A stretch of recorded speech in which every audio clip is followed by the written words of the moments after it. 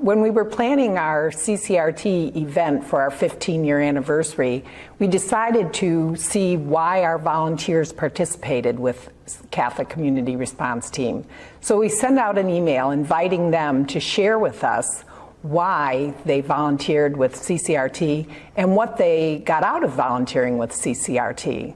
So when we received all the emails, we compiled them, and the 3 themes that came out of those emails were faith, friendship, and service. So now we're going to invite some of our volunteers up to talk about those 3 themes: faith, friendship, and service. My name is Nancy Clancy. I serve with the CCRT community because I feel that our faith challenges us to do so. I feel so blessed to be part of this. I feel like I'm in the presence of a whole community of people who preach the gospel with their lives. In fact, I feel the presence of a holiness which Pope Francis has written about, calling middle-class holiness. He writes, "The holy in our world are those who live the gospel every day by feeding the hungry, showing compassion to the downtrodden, reaching out to be Christ to those most in need, and meeting Christ in those we serve." That's us, the middle-class holy. That's one of the reasons I come to volunteer on Mondays. I love to be walking through such sacred space, a space where all people are treated with respect and dignity. Another volunteer said just what I feel. I volunteer at CCRT because if we are to be children of God, we need to reach out to others in compassion, patience, and service. Volunteering at CCRT makes me a better and more holy person. I serve because of the gospel. I so agree with one of our volunteers who said, "I volunteer because I have seen and learned what it means to give witness to my gospel values." Another writes, "I am thrilled to be able to practice what I preach." Personally, I serve because it is my heart response to the words from the Gospel of Matthew. "Whatever you do for the least of my brothers or sisters, you do it for me." I am so grateful because I have met brothers and sisters through CCRT, both in that tiny, crowded office on the 2nd floor and the old, cold building on the property of St. Damian's. I serve because I have been inspired by the words of Teresa of Avila.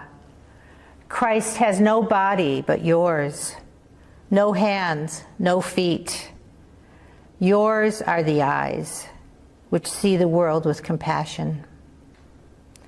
One of our volunteers said that just as well. I volunteer because I see Christ in every client that I serve. I meet Christ in the warmth of their smiles and the hugs and words of thanks. We are the body of Christ here in Pontiac. I feel like I have the chance so often to meet Christ in someone, and I pray that they meet Christ in me. I volunteer because I feel there is such a need for kindness and compassion in our world, and CCRT has provided me the space and the community to meet some of that need. As I drive in on Monday morning to help people with their utility bills, I often pray the words attributed to St. Francis. I serve to become an instrument of Christ's peace. In my utility work, quite literally, I pray, "Where there is darkness, may I bring light. Where there is despair, hope, and where there is sadness, joy." Why am I part of CCRT? Because for me, it is a faith community, a gospel community, the body of Christ who serves people with dignity, respect, love, and compassion. What an honor and blessing for me and for us all. Thank you. Hello, I'm Rick Sanders, and I'm here to talk about friendship. 10 years ago, I had time, a truck, and then I met Joe and Lou. My life's never been the same. Mondays are purely magical. People often ask me, what do you guys do? And in honor of one of our lost brothers, we lift things up and put them down. And sometimes we put them down in the right spot. A couple of times we put things down in the middle of M59 or the top of Y track, but quickly manage to retrieve them. People often ask too, how does this work?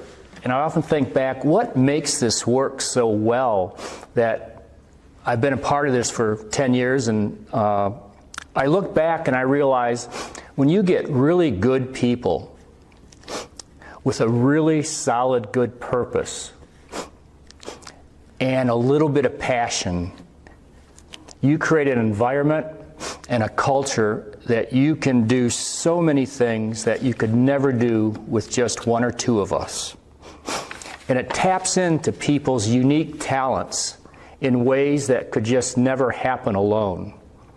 Let me give you a couple of examples. We get so many things donated to us that it often looks like a pile of junk. But when you get some OCD type people that just love to separate things and put them back together, we have beds with frames that otherwise was a pile of metal. We have a downstairs that was literally full of boxes of knickknacks and tchotchkes and things that just collected dust for years. Then a set of guardian angel women showed up, took them all apart, put them on tables, priced them. We now have an entire basement full of very useful, valuable things that were other people's trash, but now feed the community in a way that you could never imagine. We have a bunch of guys that can take broken lamps, furniture, whatever you can imagine, and find ways to repair them that get them back into a useful state. We have people that lift, can pack, doing all kinds of useful things that just blow your mind. I recall an incident years ago where we donated, or we delivered a whole host of furniture to a 3-story house with a mother and I think 3 or 4 children. And I remember helping deliver a bed to the 3rd story, in which it was a hot July day, windows wide open, air flowing in, no screens, bugs going in, bugs going out, and it just wasn't a pleasant sight. And I later learned a couple of guys that I was helping deliver that day went back on their own time, own materials, own money, put screens in those windows. Talk about doing good work. It really makes you feel good. The other thing is, we have a lot of fun doing this. It's really amazing. Some of the comments that we got back from people that Barb mentioned that we solicited earlier in the month says it's gratifying to help others and it's fun to meet and make new friends. Another comment, the thing that I enjoy most about my work is the weekly fellowship and my fellow movers and shaker colleagues who I now consider my friends. We're a fraternity of good cheer, felt by its members and conveyed to those whom we lend a helping hand. You know, I Googled the word friendship, and an interesting fellow came up by the name of Aristotle. He talked about 3 important kinds of friendship. The friendship of utility. It's where you enjoy and value the benefits both bring to the table. You think about, hey, putting bed frames together, tchotchkes, the work that goes on in our group that really is useful, but also a part of the friendship process. The friendship of pleasure. You find each other because each one of us enjoys, and we bring a sense of enjoyment. We have fun. We break bread together. We go to the Green Lantern for lunch. Another comment. I always leave happier, more content, with the realization there is more to do. And the last one Aristotle spoke of, I think, is really near and dear to our hearts. It's the friendship of the good. These are friendships based upon the respect, appreciation for each other's qualities, and the strong will to aid and assist the other person because one recognizes their greatness. And what I've seen is that greatness not only coming within our group, but in the community that we serve. Excuse me. So I think we're keeping some pretty good company. And let me close with one last comment.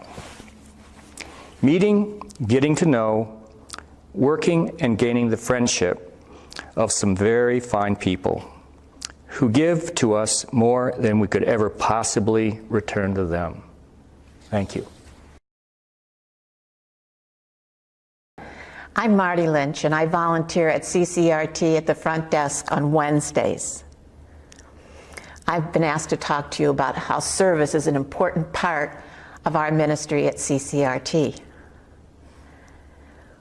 On Holy Thursday, we're reminded how Jesus gave us an example of service. He washed his disciples' feet, and he said to them, "If I, your master and your teacher, have washed your feet, you should do likewise. I give you an example." At CCRT, we see the staff and the volunteers following that example of Jesus every day. I once worked for a pastor who said that service is doing what needs to be done. And that's what we see at the Catholic Community Response Team. Much of the service happens behind the scenes. I see Barb with a mop and bucket cleaning the hall in the front office. A volunteer takes paper towels and cleaner to the bathroom to tidy up. We've had walls painted, shelves installed, computer work done, all acts of service, all things that needed to be done. And this all happens before the client even contacts us. But if the client calls on the phone with a need, he or she can be sure that they'll be treated with kindness and respect. The clients are our first priority. We care about our neighbors in need first. When the client comes to the office, they can be sure of a good listener and a caring response. Being privileged to read some of the responses of our volunteers as to why they volunteer to serve, I was most impressed. Someone said, "We're Christ's intermediary. It gives me purpose in my retirement." Someone said, "It's a meaningful thing to do with my life. It gives me an opportunity to put some kindness back in this world, which needs it so desperately." Another volunteer said, "CCRT is my happy place." Gandhi said, "Find yourself in service to others." Muhammad Ali said that service is the rent we pay for our room here on earth. And the Catholic Community Response Team is a wonderful place to pay your rent. We're so happy to be with you today. Our hearts are aglow. So thank you so much. Now we're here to celebrate our faith in Jesus Christ, who reminds us to remember the poor, our friendship that comes from joining together and working toward a joyous goal, and our service, 15 years, to our neighbors who continue to face the ravages of poverty. You know, sometimes the needs of those who come to us are overwhelming. So when I came across this quote attributed to St. Francis of Assisi, it really resonated with me. Start by doing what's necessary, then do what's possible. and suddenly you're doing the impossible.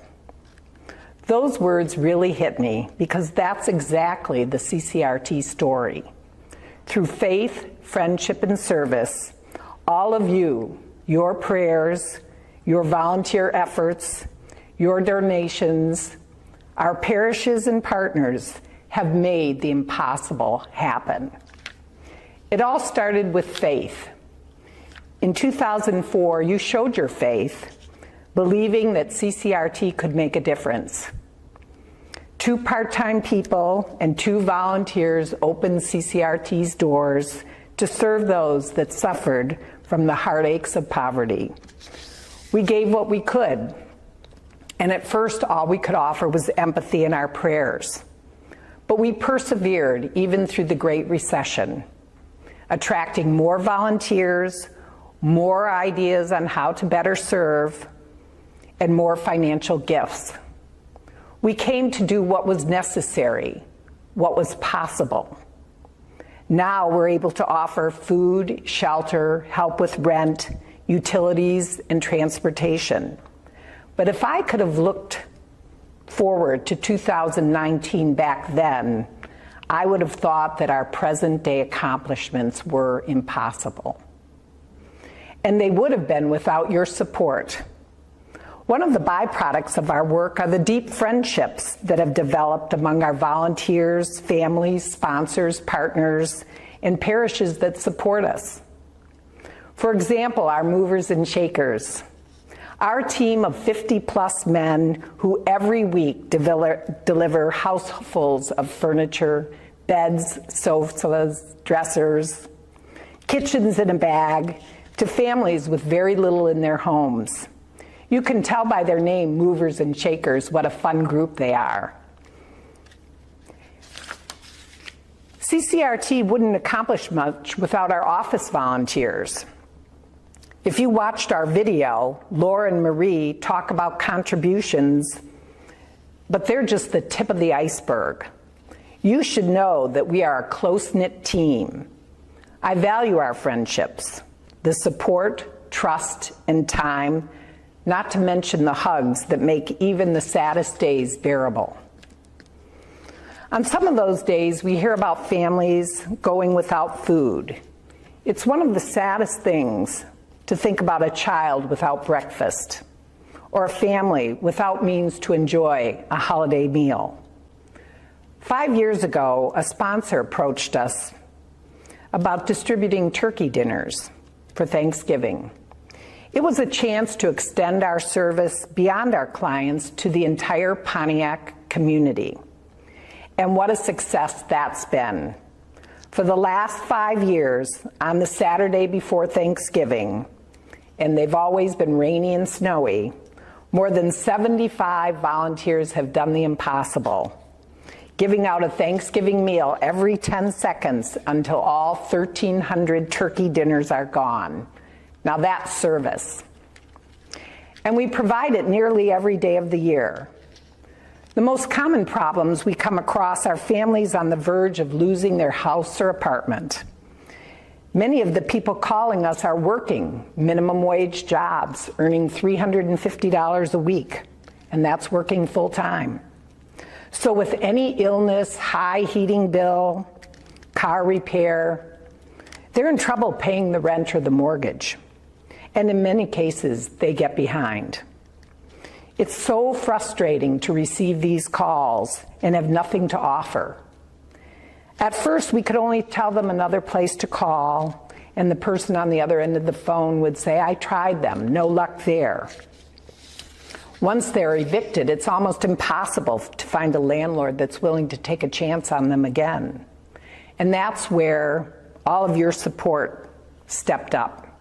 Through your service to us in the form of donations, this year alone we've helped more than 500 families and individuals stay in their homes and get on their feet again. That's doing what seemed impossible 15 years ago. When we opened our doors, we vowed to give service with dignity and respect. We met a lot of struggling people who had very little support in their lives and a long history of struggling day to day.